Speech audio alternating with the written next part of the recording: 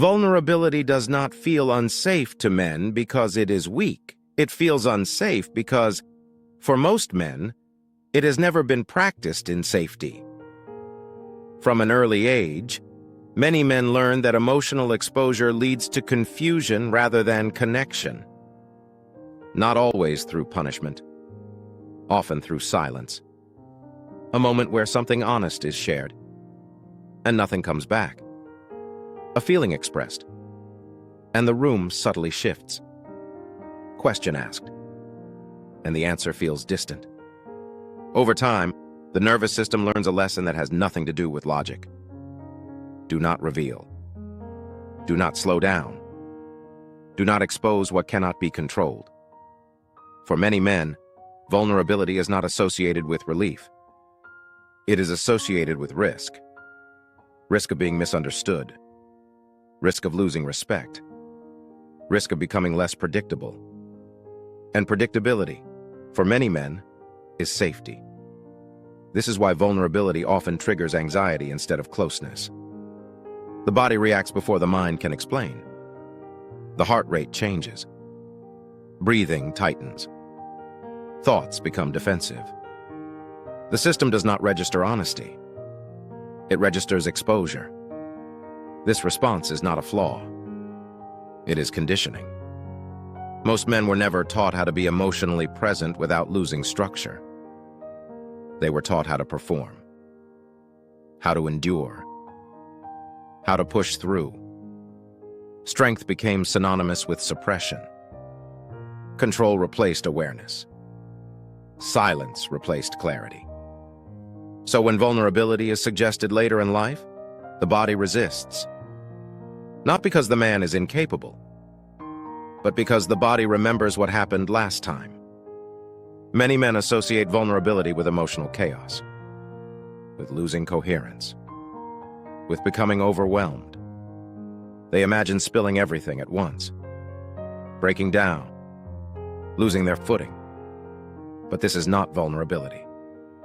This is emotional flooding. True vulnerability is not emotional collapse. It is emotional regulation.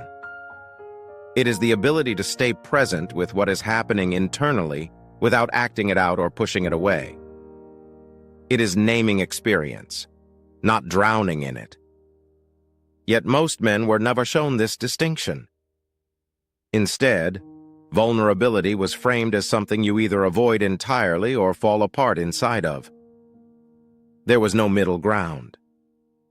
And without a middle ground, avoidance feels safer. There is also a social layer to this fear. Many men learned that emotional openness changes how they are perceived. Not always openly, but subtly. Tone shifts. Expectations change. Respect becomes conditional. This creates an internal conflict. Be honest or stay accepted. Be open or remain stable. When the nervous system perceives acceptance as safety, honesty becomes a threat. This is why many men default to emotional distance in relationships. Not because they do not care, but because closeness feels unpredictable. Distance feels manageable. Distance feels controlled. Vulnerability requires slowing down. And slowing down exposes what distraction has been holding together. Uncertainty, doubt, long-avoided feelings. Modern life reinforces this avoidance. Constant stimulation keeps emotion at bay. Noise fills the gaps before awareness can form. Phones, work, entertainment, goals, anything but stillness. Because stillness invites contact, and contact invites vulnerability. For men who have built identity around movement and output, stillness can feel threatening. Not because nothing is happening, but because something finally is. There is also a misunderstanding around strength. Many men believe strength means being unaffected. But being unaffected is not strength. It is numbness.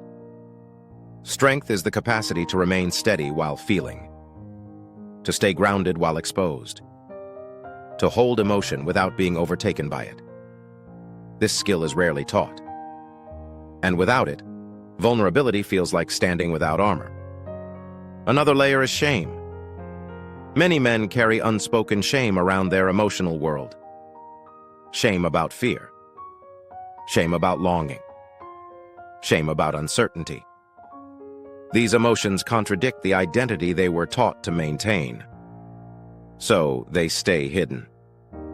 When vulnerability threatens to expose these parts, resistance intensifies.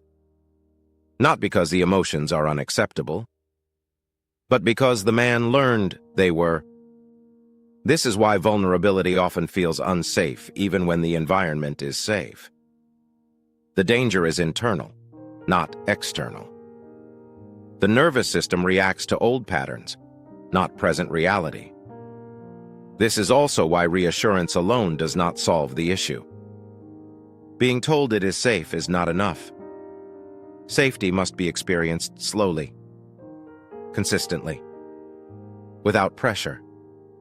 Vulnerability becomes safe through regulation, not persuasion. Through small moments of honesty that do not lead to collapse. Through emotional expression that does not result in rejection. Through presence that does not require performance. Over time, the body learns a new lesson. Exposure does not equal danger.